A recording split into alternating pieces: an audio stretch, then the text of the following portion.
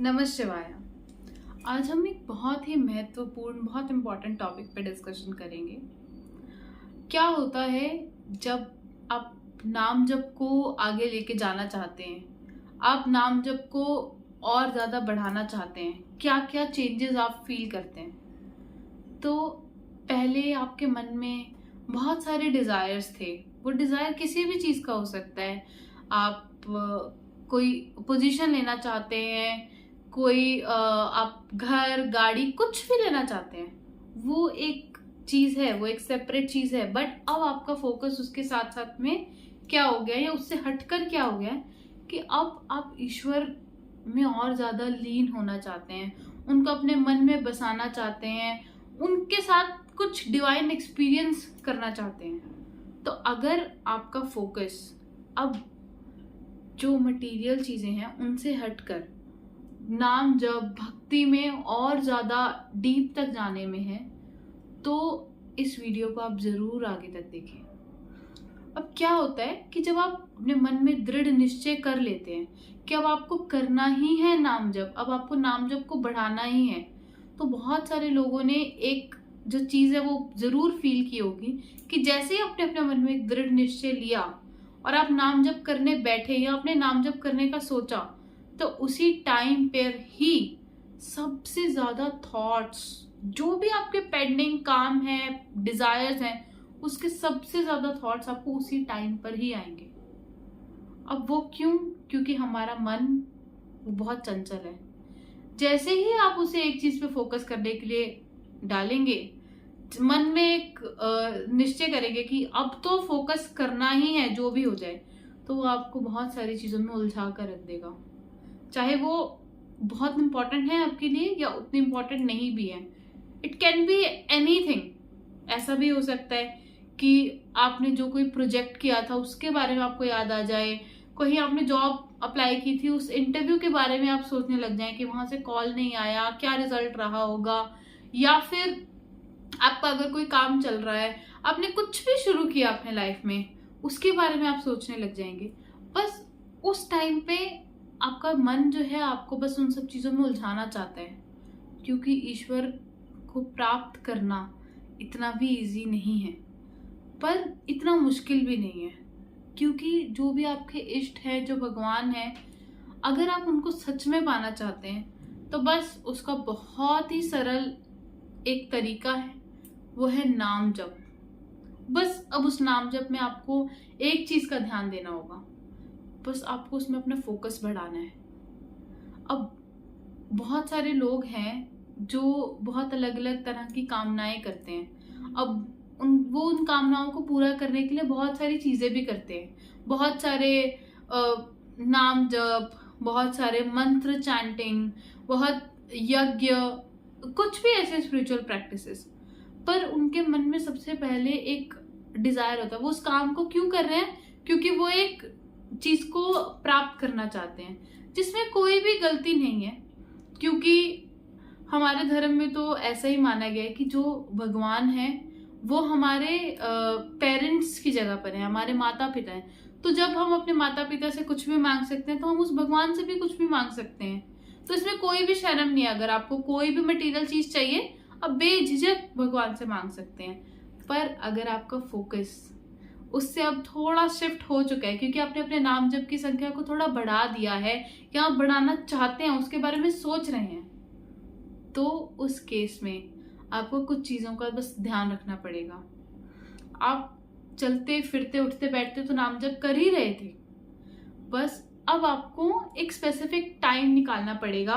बस उसके लिए आपको ज्यादा कुछ करने की कोई जरूरत नहीं है। बस एक आसन लीजिए, उस आसन में अपने घर में एक शांत जगह पर बैठिए और उस नाम जप में ध्यान लगाइए।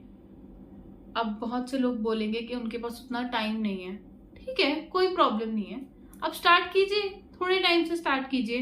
बस 5 मिनट दीजिए, 10 मिनट दीजिए दिन में। बस उस टाइम को एक डिवोट कर दीजिए कि बस अब वो स्पेसिफिक टाइम आ चुका है, अब मैंने अपने दिन के सारे काम खत्म कर लिए हैं। अब वो जो 5 या 10 मिनट का टाइम है, अब वो सिर्फ मेरा और मेरे उस ईश्वर का है।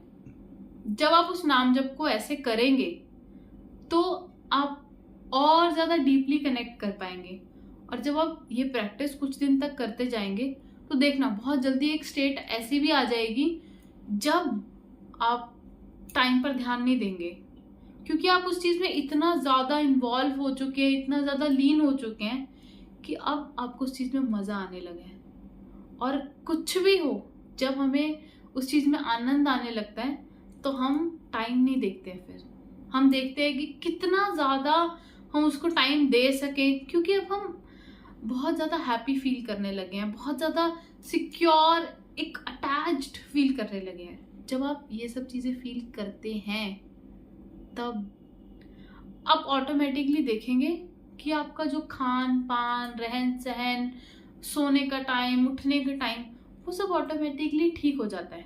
बहुत सारे लोग अपनी इन हैबिट्स को सुधारना चाहते हैं पर बहुत ट्राई करने के बाद भी नहीं कर पा रहे हैं, क्योंकि उसके लिए आपका जो चित्त को शांत करना पड़ेगा। जब आपका चित्त शांत हो जाएगा ऑटोमेटिकली आप वो सब चेंजेस कर पाएंगे, आप अपने रूटीन को और ज़्यादा इम्प्रूव कर पाएंगे।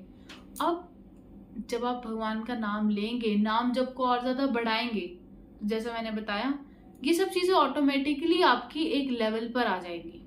और जब आ जाएंगी तो मन में बहुत ज़्यादा शांति आ जाएगी। अब इसका मतलब ये नहीं है कि आप जो भी भौतिक संसार है या जो आपके आसपास के लोग हैं आप उनसे कटने लग जाएंगे। अगर आप वैवाहिक हैं, आप अपने माता पिता के साथ रहते हैं, आप अभी स्टूडेंट हैं, क्या जॉब कर रहे हैं, कुछ भी कर रहे हैं, आप वो सब चीज़ें करते रहिए।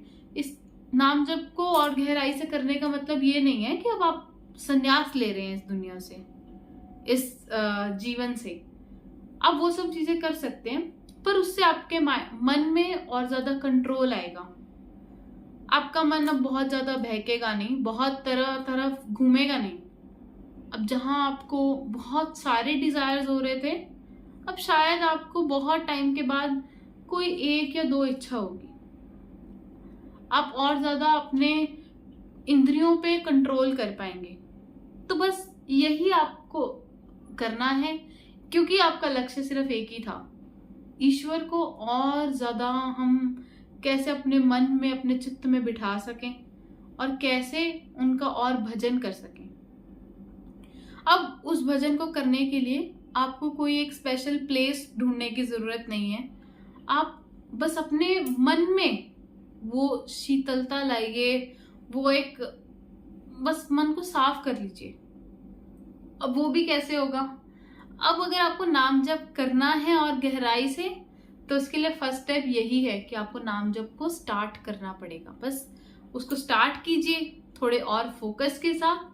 बस जैसे जैसे आप वो करते जाएंगे, उस चीज़ को रिपीट करते जाएंगे, तो ऑटोमेटिकली आपके नाम जप में और ज़्यादा गहराई आती जाएगी। और जो आपका गोल है, ईश्वर को आपके अपने चित्त में बिठाने का, ईश्वर को प्राप्त करने का, अपने डिवाइन एक्सपीरियंसेस को फील करने का, वो आप इजीली कर पाएंगे।